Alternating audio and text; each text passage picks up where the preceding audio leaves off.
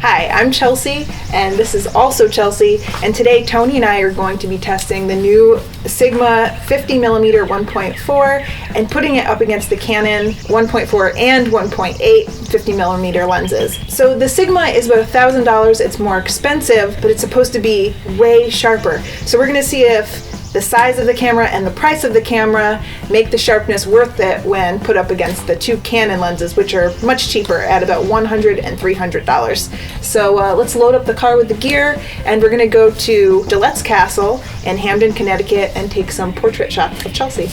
You'll notice Chelsea's got a Thodex Odin on there. I've got a couple of Thodex Mitros flashes, which you can fire remotely. No extra adapters or anything. They're pretty great. And a flash bracket here in case we need to do on-camera flash. And just for laughs, the terrible Canon f4 kit lens that we all have on our full frame cameras. We'll see how it compares against the 50s for sharpness. Little prime versus zoom competition. And we probably won't need it, but I like to be prepared. So I've got a shoot-through umbrella, a reflective umbrella, and then like an umbrella softbox here. Just in case we need light modifiers, and of course a light stand, and one of my favorites, one of these Manfrotto doodads that you can just clamp onto a light stand and stick anything on. I have a reflector in case we just need a little fill light for Chelsea's portrait. Let's see if I can squeeze this into the car.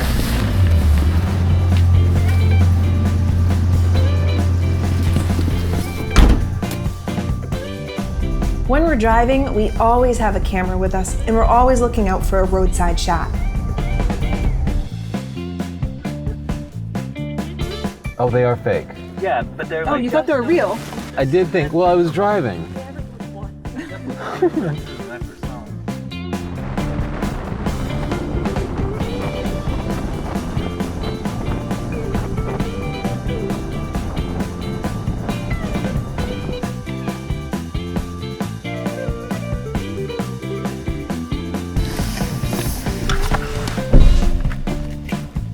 So it's raining, and for some reason we did not anticipate that. We did not bring real umbrellas, but we brought this. So it's not raining so bad that we're going to be uncomfortable, but we want to keep our model dry. Oh, you look stylish. You can hold I'm not going to hold that for you like I'm your butler, though. You would make a great butler. What do you want, Chelsea? You want I want to cameras, go... of course, flashes. Do you want a reflector? Yeah. Okay, you got your Mark III there. And I'm going to use the Sigma for now first, since I've used those other two lenses. Need a bracket that I just threw on the floor? No. And you wanted the reflector, you said? Yeah. Our model Chelsea Lip is fairly new to modeling, and like photography or any other skill, modeling takes years to master. Pay attention to how much her modeling improves just from the start of the video to the end.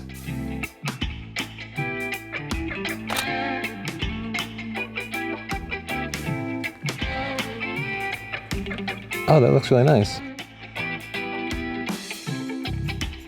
Looking side by side, it seems obvious to me that the 50 f1.4 is just plain sharper than the 50 f1.8. Just look at her eyelashes here. There's so much more contrast and sharpness. So let's look at the Sigma 50 versus the Canon 50 f1.4. And I can definitely see that the Sigma is sharper given the same settings. There's so much more detail in her eyelashes and much more contrast in the eyebrows up here. But if you really want to understand the difference, let's talk about the bokeh. The bokeh is the quality of the background blur. Even though it's commonly used to just mean the amount of background blur, the total amount of background blur is going to be the same since these have the same settings. But as we get into the corners here, we can start to see the difference in the quality of the background blur. The Sigma is just vastly, vastly superior when it comes to the bokeh. So both sharpness and bokeh for the Sigma is a big win. I want to walk around and get some other shots in different conditions just to push the limits on these lenses. All but the most seasoned models take time to warm up, and you'll almost always get your best shots about 30 to 45 minutes into a shoot.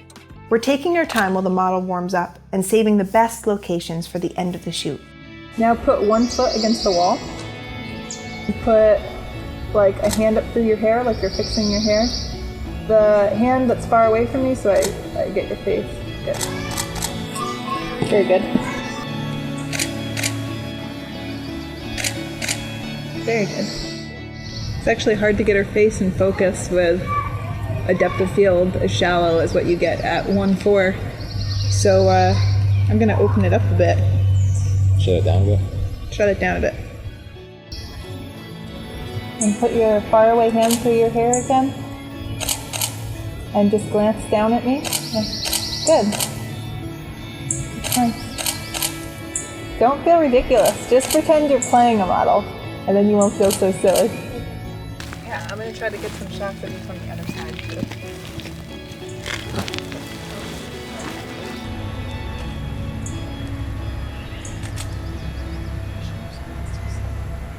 Things a lot prettier this side.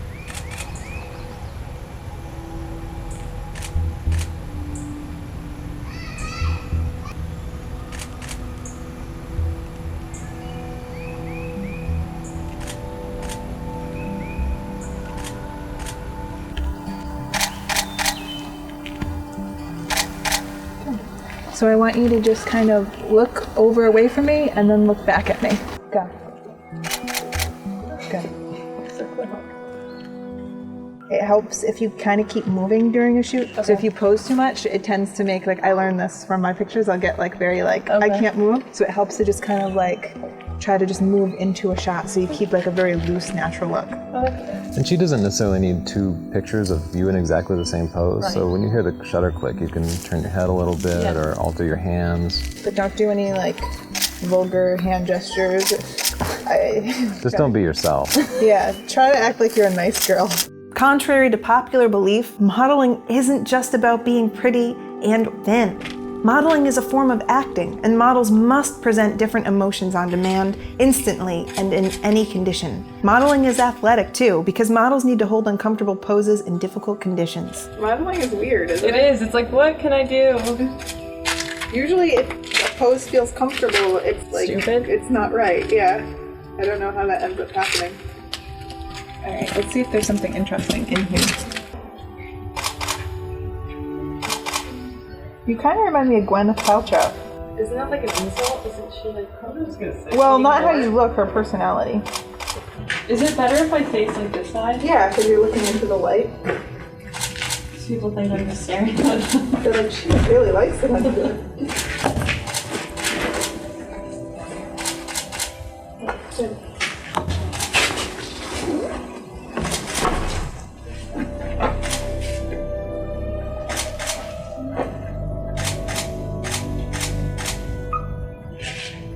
Are you trying to run away? I'm trying to get the light. That's a nice pose. Nice. She's getting it. I'm stretching my body. Now glance towards me. All right. So these are some low light shots, but we should go somewhere with more light to get better pictures. Okay.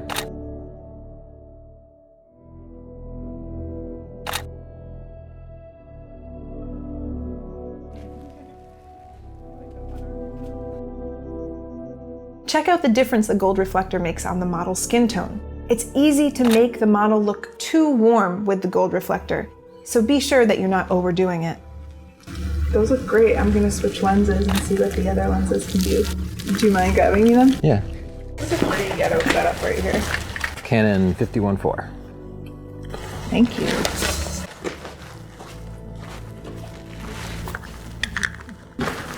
The Canon 50-1.4 is a very sharp lens, especially shut down to f4. If you look closely, you could see that it just isn't as sharp as the Sigma. It's also lighter and a third the price, however. I can change lenses. Okay. Here. I have like 8 people with a shiny thing. That's the Canon 50-1.4 or 50-1.8. Like crap. It's $100. It feels like it. How about spoiled? No.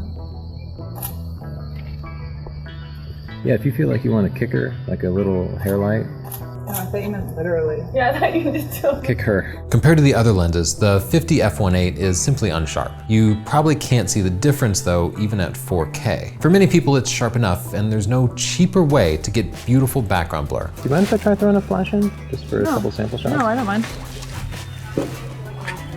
I am. It's the Puerto Rico. Here, I'll hold this actually. Oh, I think we're running, people say. Where's the flash? It's on that table.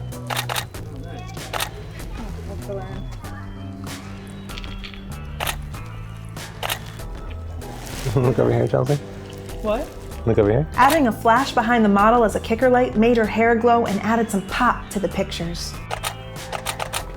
I'm just gonna switch lenses real quick.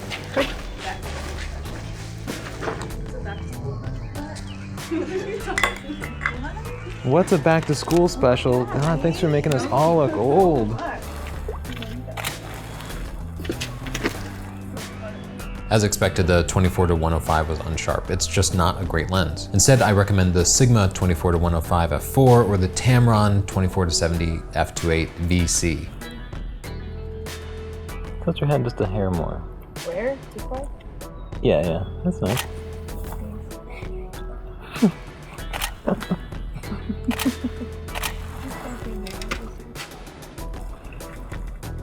Oh, that's nice. What?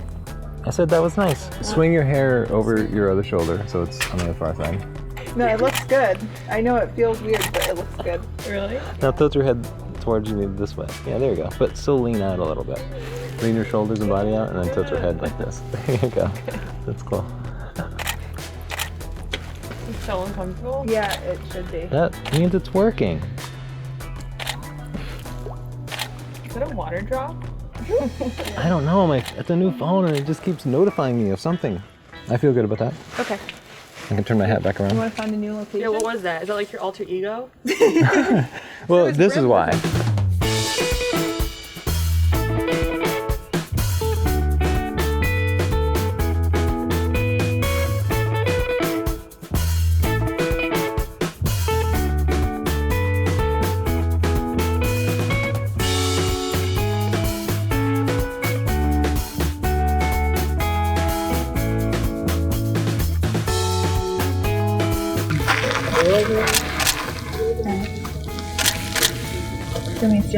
It's easy to underexpose a shot like this with a bright sky. Remember, to expose for your subject's face, let the sky get overexposed if you need to. Ready? Good.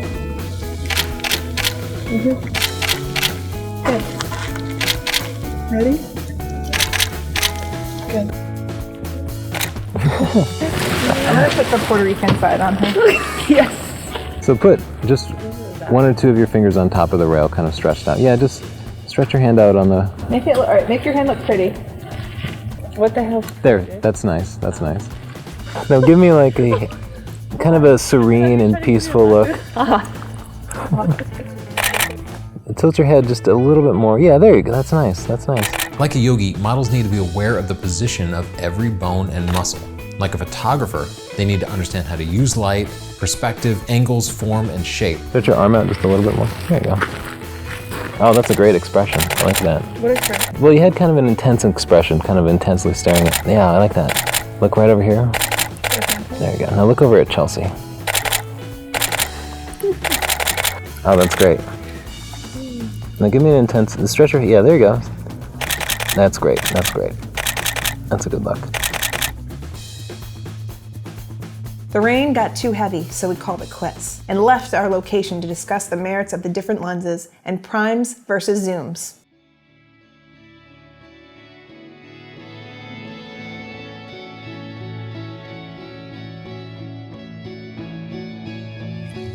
So let's talk a little about primes versus zooms. What do you think, Chels?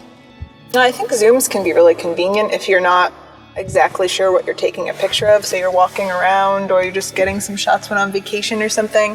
But primes are just really sharp. Yeah, and they tend to be faster. Yeah. So for like $300, $350, you can get the Canon 50 f1.4, or you can get a really cheap and crappy zoom lens. And the Canon 50 f1.4 can blur the background like crazy. You can get really fast shutter speeds in low light, and everything is going to be really, really sharp for $350. But then if you want to zoom back, you can't. If you want to get tighter, often you can crop with those prime lenses because they're so sharp. Yeah. They can still be sharper cropped down. But if you want to go wider, your only option is to like make a panorama. I had somebody ask me about this the other day, primes or zooms, and I said, if you can plan your shot, bring primes. If If your style is more spontaneous, then carry a zoom with you, because with the zoom you're ready for most anything. Yeah. And with the prime, you got to be deliberate. You got to be like changing your lenses to go to wider angle. You got to be kind of planning your shots out. You might have to move forward or back physically to get the background or the angle of view that you want. Well, I will say I do also know photographers that like to work with the primes and then let them kind of just dictate their photography. Like they don't feel like they're missing out on shots. They feel like their creativity is kind of being directed by the limitations of the lens. Yeah. So if you don't mind, then you might want to go for the prime if you want the better quality. I found today that I was really excited about the super shallow depth of field with the 1.4, but it was difficult to get shots in focus with such a shallow depth of field. So, I don't know. Yeah, can you believe a lot of people try to use manual focus 50 f1.4s? Yeah, I'm sure they get the shots. They Like, just... it's fine for landscapes or something, but for a portrait? Yeah, for a portrait it's difficult. Sometimes I found that just a sliver of her nose would be in focus and then her eyes would be slightly blurry, and that was frustrating, especially when you're trying to see if it's in focus from the back of your screen, because it's so difficult with a small screen like that. So did you think that the shallow depth of field was difficult, or are you just seasoned pro with that shallow depth of field? No, the depth of field is hard, and in fact, when people tell me that their camera has a focus problem, the first thing I do is I say, did you just buy a 50mm f1.8? Yes, and that's usually what it is. It's just difficult. Yeah, because they think their camera can't focus. It's just because it's shallow depth of field. And no matter what camera, like if you have shallow depth of field, you're gonna be missing like 2 out of 3 shots. You really will. It doesn't matter if you're a seasoned professional with the very best body, you will miss most of your shots, especially with the portrait where you gotta get it on that near eye. Yeah, I actually ended up bumping up my f-stop to like 5.6 and then just using a reflector on the model Chelsea just to get the light in her face and also have more depth of field. Yeah, sometimes you just gotta shut it down. It's great to have a fast lens because you have that option, Yeah. but you don't always have to shoot wide open, and sometimes it's just not practical, especially at close range. Like, if you have 2 eyes in the picture, it can be impossible to get them both in focus. You just have to shut that thing down. Well, what do you think, Chelsea? You spent more time with them. f1.8, Canon f1.4, or the $950 Sigma? Oh, well, you know, I have to say, I thought that the Sigma was really big and that its size might be a hindrance, but I didn't really notice it was a problem. It wasn't so big that it was an inconvenience. So I think if you have the cash, the Sigma is sharp enough to justify spending the extra $600. It's a well-made camera. Sure, it's big, but not so big that it was actually a hindrance while I was shooting, and it's just a great lens. I think you'd have to be a real rich guy to start out with that Sigma 50 f1.4 though, right? Like $950 would have to mean nothing to you.